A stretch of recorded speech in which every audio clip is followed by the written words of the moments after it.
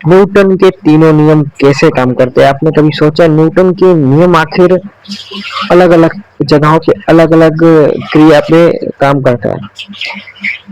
मैं आपको एग्जांपल देने वाला हूँ रॉकेट का, क्योंकि रॉकेट का नियम जो है वो न्यूटन का नियम से मैच करता है, यानी force and gravity perfect and rocket. देखिए, न्यूटन का पहला नियम कहता है जड़त्व का नियम, यानी लॉ ऑफ इनर्शिया। अगर कोई वस्तु विराम अवस्था में है, मतलब अगर कोई वस्तु एक जगह पे रहेगी तो वो एक जगह पे ही रहेगी, और कोई वस्तु या कोई चीज या कोई पत्थर, कोई भी मतलब गति, अगर वह गति में है, कोई वस्तु अगर वह चल रही है तो वह चलती भी रहेगी, अगर वो उड़ रही है तो उड़ती रहेगी, और अगर कोई चीज रुकी है तो वो रुकी रहेगी उसी जगह पे ही।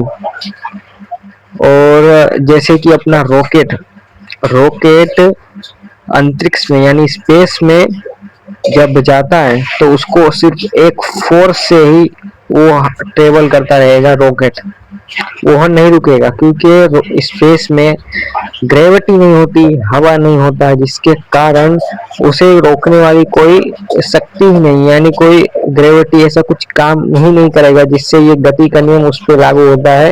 न्यूटन का पहला नियम, कोई अगर वस्तु गतिमान है, जैसे कि अपना सैटेलाइट, जो रॉकेट जब स्पेस में निकल जाता है तब उसे कोई फोर्स नहीं रोक सकती, अगर वो जा रहा है तो फिर वो जाते ही रहेगा। और अब हम फिर बात करते हैं दूसरा नियम, लॉ ऑफ फोर्स, यानी एक बल, फोर्स।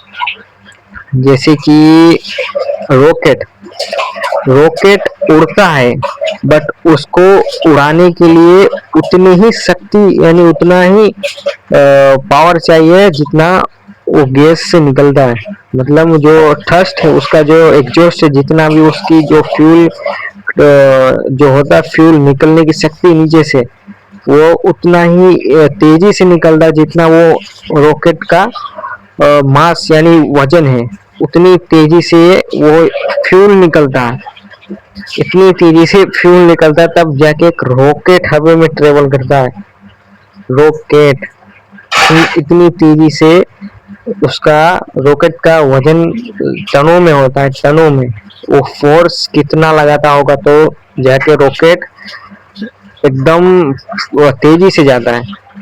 ये दूसरा नियम इस पे लागू होता है।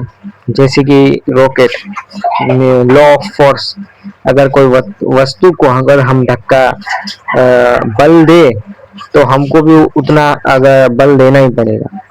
और तीसरा नियम, एक्शन एंड रिएक्शन।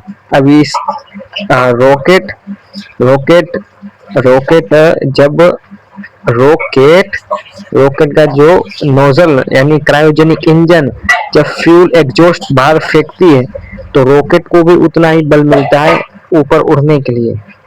ये तीसरा नियम, एक्शन एंड रिएक्शन, तो रॉकेट उड़ने लगता है।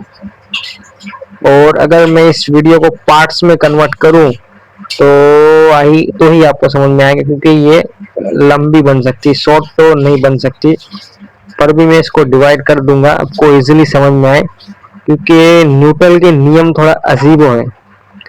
जैसे कि अलग अलग टाइप में अलग अलग न्यूटन के नियम काम करते हैं, जैसे कि आपको समझना पड़ेगा न्यूटन का नियम किस जगह पे कैसे काम करता है, वो आपको पहले समझना पड़ेगा, तभी आप गति को समझ पाओगे या बल को समझ पाओगे, फोर्स को समझ पाओगे। तो यही वीडियो को अपन एंड करते हैं, और इस वीडियो को मैं 3-4 पार्ट्स में कन्वर्ट करूंगा, क्योंकि फोर्स अलग अलग जगह पे अलग अलग तरह लगते हैं, तो उसको समझने के लिए, इस वीडियो को समझाने के लिए तो दूसरा पार्ट्स बनाना पड़ेगा।